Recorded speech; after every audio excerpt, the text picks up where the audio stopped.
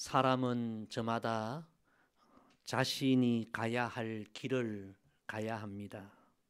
학생은 학생의 길을 가야 하고, 교사는 교사의 길을 가야 하고, 자녀는 자녀의 길을 가야 하고, 부모는 부모의 길을 가야 합니다.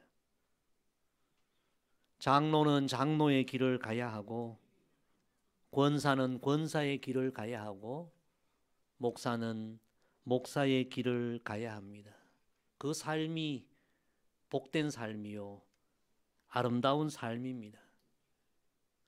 언젠가 저희 아들이 저에게 넌센스 퀴즈를 내더라고요. 아빠, 사람은 다니지 못하고 오직 하나님만 다니시는 길이 있대요. 그 길이 무슨 길인지 아세요? 제가 아무리 생각해도 그 길이 무슨 길인지 몰라요. 그랬더니 갓길이라고 해요. 갓길. 영어로 하나님을 갓이라고 하잖아요. 그래서 하나님의 길은 갓길, 갓길이래요. 생각해 보니 말은 되구나. 여러분, 하나님의 길, 갓길이 있다면 하나님 자녀인 우리들이 가야 할 길도 있는 것입니다. 따라합시다. 하나님의 자녀는 하나님 자녀의 길을 가야 합니다. 여러분, 하나님 자녀의 길을 온전히 걸어가고 있습니까? 우리 예수님께서는 남들이 뭐라고 해도 예수님이 가셔야 할 그 길을 끝까지 가셨습니다. 누가복음 13장 33절, 제가 사순절이 되면 늘 묵상하는 말씀인데요. 그러나 오늘과 내일과 모레는 내가 갈 길을 가야 하리니 선지자가 예루살렘 밖에서는 죽는 법이 없느니라. 예수님은 예수님이 가셔야 할 길을 묵묵하게 끝까지 가셨습니다. 오늘 예수님께서 하나님의 자녀된 우리들에게 팔복 말씀 가운데 7번째 말씀을 주셨는데요. 이 말씀은 하나님의 자녀들은 하나님 자녀의 삶을 살아야 되고 하나님 자녀된 길을 가야 한다는 말씀입니다. 그럼 그 길이 어떤 길입니까? 우리 예수님의 말씀, 오늘 본문을 다시 한번 다 같이 읽습니다. 시작. 화평하게 하는 자는 복이 있나니 그들이 하나님의 아들이라 일컬음을 받을 것이며. 아멘. 이번 한 주간 여러분, 이 주님의 말씀 마음에 새기고 하나님의 아들, 하나님의 딸의 합당한 삶, 합당한 길을 걸어가는 우리 모두가 되기를 소망합니다. 예수님은 하나님 자녀들이 가야 할 길을 명확하게 가르쳐 주십니다. 그 길은 바로 화평하게 하는 삶, 화목하게 하는 삶이 하나님 자녀의 삶이요 하나님 자녀의 길이라 말씀하십니다. 그런 삶을 살아가는 사람이 복이 있고 그 사람이 하나님의 아들, 딸이라 일컬음을 받게 된다 말씀하십니다.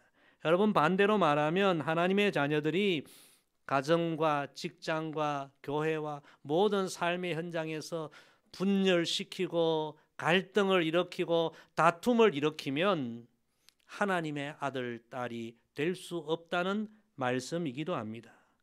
오늘 예배를 통하여 예수님의 진리의 말씀을 우리가 깨닫고 진실로 우리의 남은 인생 하나님 자녀의 합당한 삶, 화평하게 하는 사람, 화목하게 하는 삶, 그 삶을 살아가는 저와 여러분 되기를 주의 이름으로 축복합니다.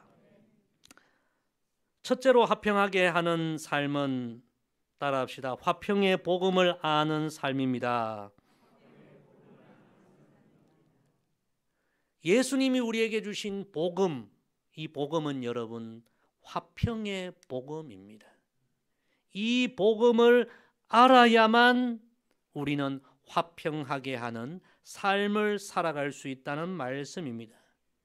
예수님이 십자가를 통해서 이루어 주신 이 복음은 화평의 복음입니다. 우리가 잘 알듯이 예수님은 십자가의 희생으로 하나님과 인생을 화목하게 주셨습니다. 여러분, 원래 아담과 하와는 하나님과 화목한 관계, 아름다운 관계 속에 있었지만 죄로 인하여 하나님과 아름다운 관계가 깨어지고 에덴 동산, 기쁨의 동산에서 쫓겨나게 됩니다. 그래서 인생은 하나님과 화목한 관계를 이루지 못하게 된 거죠. 그런데 우리 예수님께서 십자가의 희생과 십자가의 보혈로 하나님과 죄인을, 하나님과 우리를 다시 화목하게 해주셨습니다. 이 진리를 로마서 5장 10절은 이렇게 말씀하십니다. 곧 우리가 원수 되었을 때, 하나님과 우리가 원수 되었다는 거예요. 죄로 인하여 그의 아들 예수님의 죽으심으로 말미암아 하나님과 화목하게 되었은즉 화목하게 된 자로서 더욱 그의 살아나심으로 말미암아 구원을 받을 것이니라. 아멘. 예수님의 십자가의 복음은 하나님과 죄인된 우리를 화목하게 해주신 화평의 복음입니다. 이 복음을 우리가 알아야만, 믿어야만 예수님을 온전히 따라갈 수 있는 것입니다. 또 우리 예수님이 우리에게 주신 복음은요, 이 세상에 죄가 들어와서 사람과 사람 사이도 미워하게 되고 원수가 되고 살인하게 되고 사람과 사람 사이의 관계도 다 깨어져 버렸죠. 우리 예수님은 십자가의 그 위대한 사랑, 그 위대한 희생으로 미움이 있는 곳에 사랑이 넘치게 하시고 원수가 이웃이 되게 하시고 예수님은 죄인과 죄인을 다 화목하게 하신 그런 놀라운 일을 이루셨죠. 이것이 화목의 복음, 화평의 복음입니다. 에베소 2장은 이 진리를 이렇게 설명합니다. 그는 우리의 화평이신지라 둘로 하나를 만드사 원수된 것 곧 중간에 막힌 담을 자기 육체로 허시고 이 둘로 자기 안에서 한 세 사람을 지어 화평하게 하시고 또 십자가로 이 둘을 한 몸으로 하나님과 화목하게 하려 하심이라. 그래서 여러분, 예수님의 십자가의 사랑, 십자가의 보혈이 흐르는 곳에는 미움이 녹아내리고 사랑이 넘치고 원수도 이웃이 되는 참된 평화, 화목이 이루어지는 것입니다. 사랑하는 성도 여러분, 우리가 이번 사순절 묵상하는 예수님의 십자가는 바로 이렇게 위로 하나님과 죄인을 화목하게 하시고 죄인과 죄인을, 원수와 원수를 다 화목하게 하신 화목의 복음, 화평의 복음입니다. 예수님은 십자가의 희생, 십자가의 사랑으로 하나님과 죄인된 우리를 다 화목하게 하시고 모든 사람들도 화목하게 하시는 사랑의 다리의 삶을 사시고 이 복음을 우리에게도 주셨습니다. 성도 여러분, 이 예수님의 십자가를 통해 이루신 화평의 복음을 여러분 아시고 그 복음을 가슴에 품고 예수님처럼 모두를 화목하게 하고 화평하게 하는 하나님 자녀의 삶을 살아가기를 주의 이름으로 축복합니다. 제가 이번에 인도네시아 선교지에 가서 선교사님이 사역하는 그 현장을 보면서 참 많은 은혜를 받았는데 이 선교사님이 정말 화평의 이 복음을 안고 그곳에 사역하는 것을 보면서 이분이 진짜 선교사님이시구나 그런 생각을 했습니다. 만약에 그 선교사님이 예수님의 이 십자가의 화평의 복음을 알지 못했다면, 이 복음이 그의 가슴에 없었다면 가보니까 한국인이 거의 없어요. 그 오지에, 그 가난한 땅, 고난의 땅, 고생의 땅에서 헌신할 이유가 아무것도 없어요. 그런데 그 헌신하시는 모습을 보면서 그의 가슴에 예수님의 복음이 있구나, 십자가의 화평의 복음이 있구나. 그래서 그 모습에 제가 참 감동을 했습니다. 성도 여러분, 우리는 예수님을 따라가야 하고 예수님처럼 살아야 합니다. 화평의 복음을 마음에 품고 살아야 합니다. 그런데 왜 우리가 그렇게 살아가지 못하고 있습니까? 그 이유는 다른 것 아니에요. 예수님이 십자가를 통해서 보여주시고 이루신 이 복음을 아직도 우리가 제대로 알지 못하고 이 복음이 우리의 가슴에 없어서 예수님처럼 살아가지 못하는 것입니다. 이번 사순절 남은 기간은 그 십자가를 더 깊이 묵상하십시오. 왜 예수님이 그렇게 십자가에 피 흘리고 희생하시고 돌아가셨는가? 그 십자가를 통해서 이루시고자 하신 뜻이 무엇인가를 묵상하고 예수님의 십자가를 통해서 이루신 이 화평의 복음을 다시 한번 가슴에 품고 우리도 예수님처럼 삶의 모든 자리에서 화평하게 하는 삶, 하나님 자녀의 참된 삶을 살아가기를 주의 이름으로 간절히 부탁을 드립니다. 두 번째 화평하게 하는 삶은 따라합시다. 화평의 복음을 전하는 삶입니다.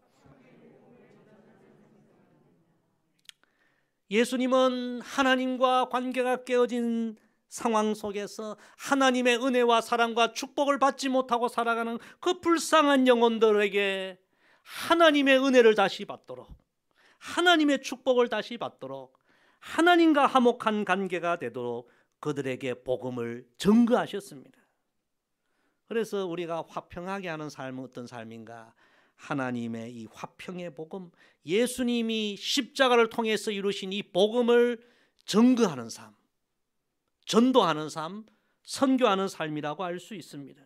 여러분, 우리는 지금도 하나님 자녀로 하나님의 은혜를 입고 살아가지만 이 시간도 하나님과의 관계가 깨어진 상황 속에 하나님의 은혜와 복을 받지 못하고 그 길이 죄의 길인지 그 길이 심판의 길인지 멸망의 길인지도 모르고 그 길을 걸어가는 불쌍한 영혼들이 얼마나 많습니까? 우리가 해야 할 일은 그들에게 예수님 십자가를 통해 이루신 이 화평의 복음을 전거하는 것입니다. 하나님과 화목한 관계를 이루고 하나님의 은혜와 하나님의 복을 받아야 진정 복 있는 인생이 된다는 이 복음을 전해야 합니다. 이것이 여러분 화평하게 하는 삶이요, 이 삶이 복 있는 삶이요, 하나님 자녀의 삶인 줄로 믿습니다. 이번에 인도네시아 선교지를 다녀오면서 교회 부지를 확정한 것도 너무 감사하니 하나님이 예배하신 땅이구나, 그걸 제가 확신을 했습니다. 그보다 더 감사한 것은 인도네시아 인구 여러분 90%가 이슬람이에요. 이슬람 여러분 무시무시하죠. 여자들은요 하루 종일 노동일 하면 얼마의 하루 일당을 받는가? 7,000원. 하루 종일 일해도 7,000원밖에 못 받아. 남자들 노동자들이 하루 종일 일하면 얼마나 받는가? 9,000원 받아요. 9,000원. 우리나라 10분의 1밖에 안 되는 거예요. 얼마나 가난한지. 하나님과 깨어진 관계 속에서 하나님의 은혜와 복을 받지 못하고 살아가는 그런 많은 이들을, 불쌍하고 가련한 그 영혼들을 보면서 그 땅에 예수님이 전해주신 이 화평의 복음이 들어갈 길이 우리가 세우는 교회를 통해서 열린다는 사실이 얼마나 감사한지. 할렐루야. 너무나 감사하게도 우리가 교회를 세우려는 그 시골 마을, 이슬람과 가난으로 가득한 그 땅에 하나님께서 이미 가정집에 한 10가정 정도가 모여서 예배하는 그런 모습을 우리에게 보여주시는 거예요. 교회만 세워지면 이제 이 마을 전체를 다 하나님께로 인도할 수 있겠구나. 참 그 현장을 볼 때 얼마나 감사한지. 한 30초 되는 영상, 제가 그냥 짧게 찍은 영상 한번 보여주겠습니다. 가정집이에요. 가정집에서 한 10가정의 성도들이 저렇게 모여 지금 예배 드리고 있는 거예요.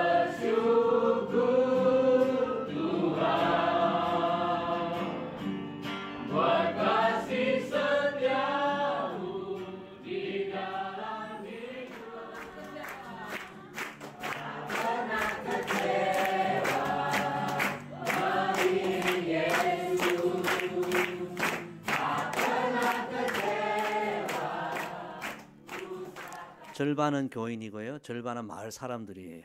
손님들이 온다니까, 교회를 세운다 하니까 다 저렇게 와서 찬양하고 얼마나 감사해야 하는지. 교회를 세워준다고 하니까 멀리 한국에 와서 맛있는 생선을 구워서 대접했는데요, 제가 물어봤습니다. 이 생선 자주 드십니까? 한 달에 한 번 생선 먹기도 어렵대요. 근데 그 귀한 생선을 대접하고 우리 다 함께 정말 이곳에 세워지는 이 교회를 통해서 이 이슬람, 가난, 이 불쌍한 영혼들에게 하나님의 은혜와 축복이 임하기를 기도했어요. 우리 짧은 영상 30초 영상 하나만 더 보겠습니다.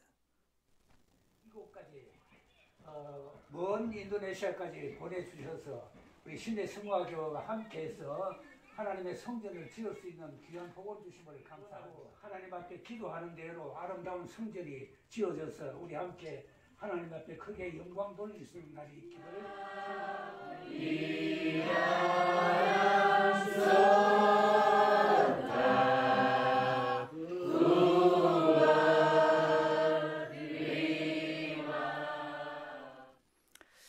여러분, 우리 교회가 이제 저곳에 교회를 세워서 저 땅에 수많은 영혼들이 다 하나님의 은혜와 복을 받도록 여러분도 기도해 주시기를 바랍니다.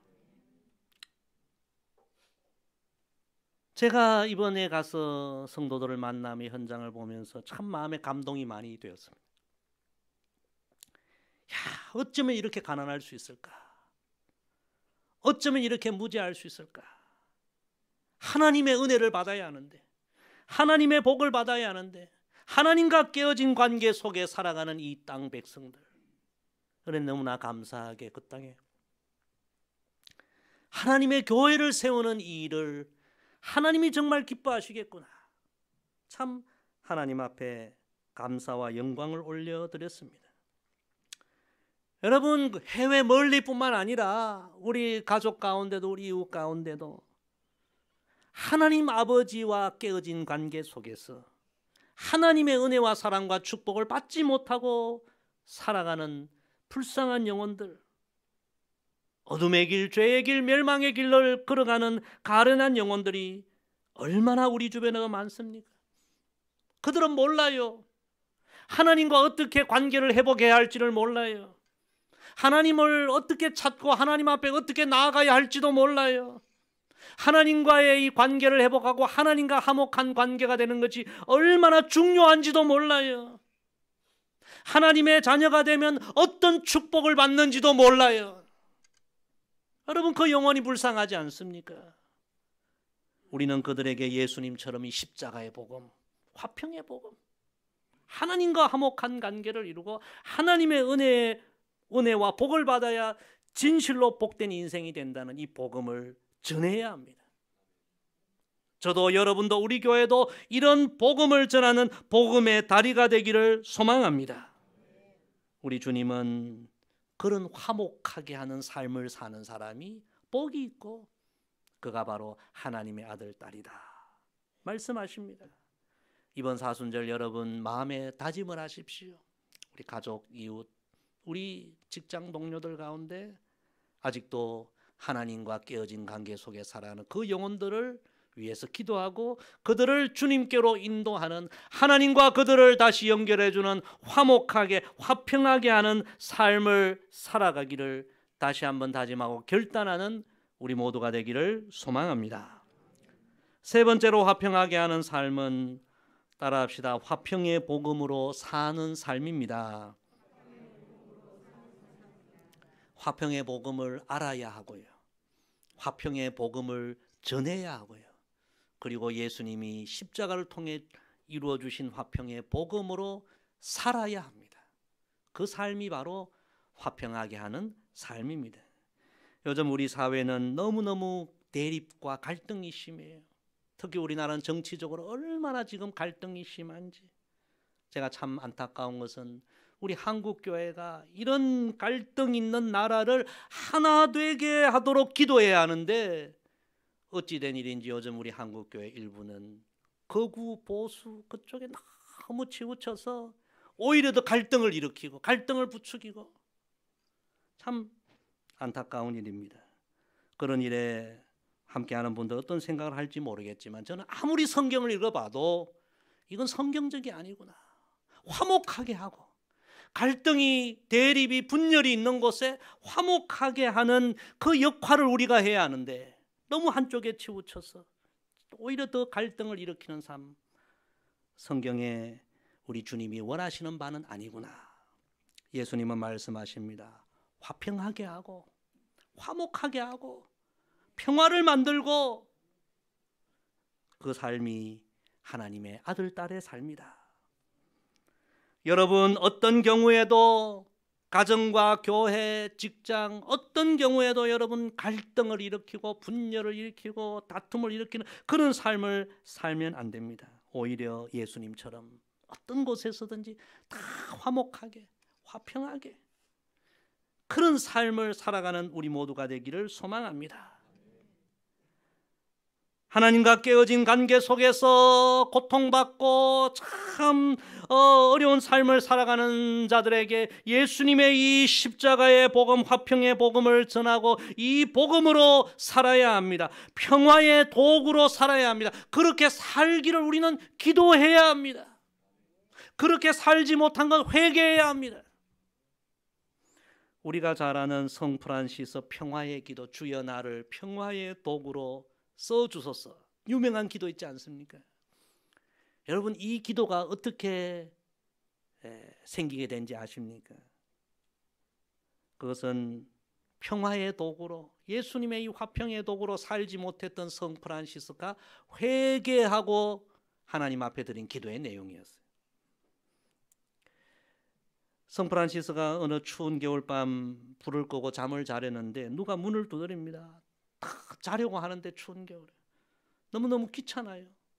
문을 열어보니까 한 사람이 찾아와서 좀 추워서 그런데 추위를 조금 녹이고 가면 안 되겠냐고 요청하는 거예요. 보니까 얼굴이 너무너무 흉측한 나병 환자. 정말 마음으로는 거절하고 싶었지만 너무 애처로워서 잠깐 돌아와서 몸만 녹이고 가라고 그렇게 돌아오게 합니다. 근데 나병 환자가 돌아와서 죄송하지만 제가 며칠 먹지를 못했습니다. 먹을 것 좀 없습니까? 몸만 녹인다 하더니 먹을 것도 내놓으라는 거예요. 마음으로 미웠지만 이제 저녁 먹다 남은 음식을 주었습니다. 허겁지겁 음식을 먹고요. 이 사람이 갈 줄 알았는데 뭐라고 하냐면 오늘 밤 너무 추워서 그런데 이 방에서 하룻밤 재워주면 안 되겠습니까? 이젠 잠까지 재워달라는 거예요. 나병 환자 몸에서 고름 냄새가 나고 기가 막힌. 그래도 그 영혼이 너무 가련해서 그래 재워주기로 하고 침대가 1인 침대, 자기 침대 하나밖에 없어서 환자에게 침대를 주고 자기는 바닥에 누웠습니다. 그런데 이 나병 환자가 이야기합니다. 제가 너무 몸이 오늘 떨고 얼어서 그런데 잠이 안 와요. 좀 내 옆에 와서 좀 같이 자면서 내 이 몸을 좀 녹여주면 안 되겠습니까? 이 성 프란시스 화가 났어요. 한두 번도 아니고 너무 무례하고 어떻게 그것까지 또 요구할 수 있는가? 내쫓아버리고 싶은 마음이 있었지만 그래도 예수님 생각하면 참고 옆에 가서 누웠습니다. 그러다 잠깐 잠이 들었는데요. 꿈속에서 우리 예수님이 나타나서 이렇게 말씀하십니다. 프란시스야, 그 나병 환자 그가 바로 나다. 깜짝 놀라가지고 잃어보니까 환자는 온데간데 없는 거예요. 프란시스가 회개한 거예요. 나병 환자를 미워하고 정말 주님처럼 온전히 사랑하지 못했음을 회개하면서 그가 이제 하나님 앞에 이렇게 기도하게 됩니다. 주여 저를 평화의 도구로 써주소서. 미움이 있는 곳에는 사랑을, 다툼이 있는 곳에는 용서를, 분열이 있는 곳에는 일치를, 의혹이 있는 곳에는 신앙을, 그릇됨이 있는 곳에는 진리를, 절망이 있는 곳에는 희망을, 어둠이 있는 곳에는 빛을, 슬픔이 있는 곳에는 기쁨을 가져오는 자가 되게 하소서. 참 귀한 기도죠. 사랑하는 성도 여러분, 우린 예수 그리스도를 믿는 그리스도인들입니다. 예수님이 십자가에서 이루신 화평의 복음을 우리는 알아야 합니다. 이 화평의 복음을 모두에게 전해야 합니다. 그리고 이 화평의 복음을 가슴에 품고 예수님처럼 살아야 합니다. 하나님은 그 삶이 복 있는 삶이요, 그런 삶을 사는 사람이 하나님의 아들, 딸이다 말씀하십니다. 여러분, 이제 남은 사순절 이제 한 절반 정도 남지 않았습니까? 예수님의 십자가를 더 깊이 묵상하고 십자가를 통해 이루신 화평의 복음을 여러분 온전히 깨달으시고 예수님 말씀하신 그대로 화평하게 하는 삶을 살아 하나님께 영광 돌리고 하나님의 아들, 딸로 일컬음을 받는 저와 여러분 되기를 주의 이름으로 간절히 부탁을 드립니다. 기도하겠습니다. 아버지 하나님, 귀한 말씀 주셔서 감사합니다. 평화의 도구로, 화평의 도구로 살지 못한 우리의 연약함들을 용서하여 주시고, 이제는 우리 예수님 십자가에서 이루신 그 화평의 복음을 알게 하시고 전하게 하시고 그 복음으로 예수님처럼 살아가게 하옵소서. 그래야 하나님께서 너는 참 내 아들이구나, 내 딸이구나, 하나님의 인정과 칭찬을 받는 복 있는 우리 모두가 되게 하옵소서. 예수님의 이름으로 기도드리옵나이다. 아멘.